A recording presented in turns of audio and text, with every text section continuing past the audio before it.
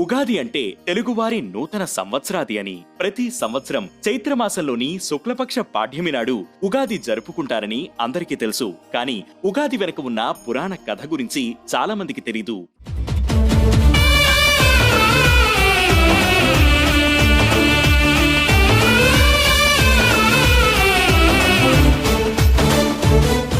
ఉగా అంటే నక్షత్ర గమనమని అర్థం.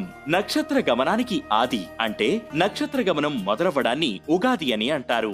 ఒక సంవత్సరాన్ని యుగము అని కూడా పిలుస్తారు. యుగమునకు అంటే సంవత్సరానికి ఆది కాబట్టి యుగాది అని అనేవారు.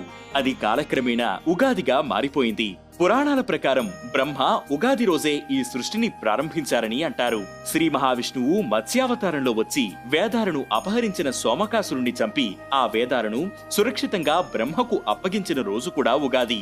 శాలివాహనుడి పట్టాభిషేకం జరిగిన రోజు కూడా ఇదేనని చరిత్ర చెబుతోంది.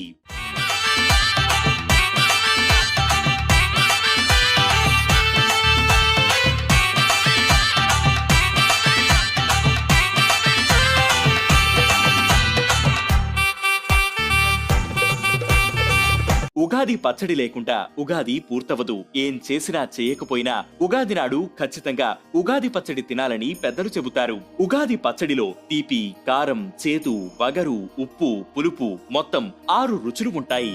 ఆనందాలు, అవమానాలు, ప్రశంసలు, విమర్శలు, లాభాలు, నష్టాలు, నిరాశలు ఇలా జీవితంలో ఎదురయ్యే అన్ని భావోద్వేగాలను సమానంగా స్వీకరించాలని తెలిపేదే ఉగాది పచ్చడి. ఉగాది పచ్చడి వల్ల శరీరంలో ఉన్న క్రిములు, చెడు బ్యాక్టీరియా నశిస్తాయని సైన్స్ చెబుతోంది. కాబట్టి ఉగాది రోజు అటు శాస్త్రపరంగా ఇటు సాంప్రదాయపరంగా మంచిని సూచించే ఉగాది పచ్చడిని తప్పకుండా తినాలి.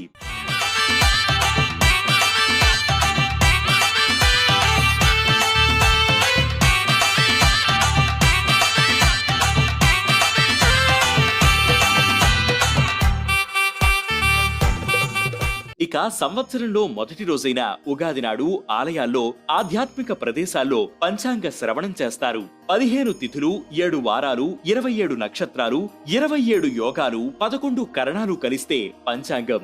రాశిఫలాలు, గ్రహస్థితులు ఎలా ఉన్నాయి, ఏవైనా దోషాలుంటే వాటి పరిహారాలేంటి అనే విషయాలు తెలుసుకోవడానికి పంచాంగ శ్రవణం చేస్తారు.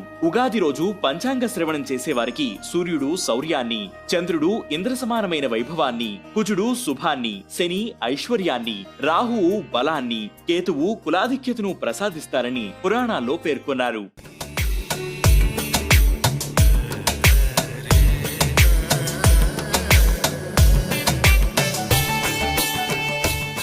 పంచాంగ శ్రవణంలోని పంచ అంగాలైన తిథి సంపదను, వారం ఆయుష్ను, నక్షత్రం పాప ప్రక్షాళనను, యోగం వ్యాధి నివారణను, కరణం గంగా స్నానం చేసినంత పుణ్య ఫలితాన్ని అందిస్తుందని కూడా చాలా మంది నమ్ముతారు. అందువల్ల ఉగాది రోజు ఉత్తరాభిముఖంగా ఉండి పంచాంగ శ్రవణం చేయాలని అంటారు. ఇది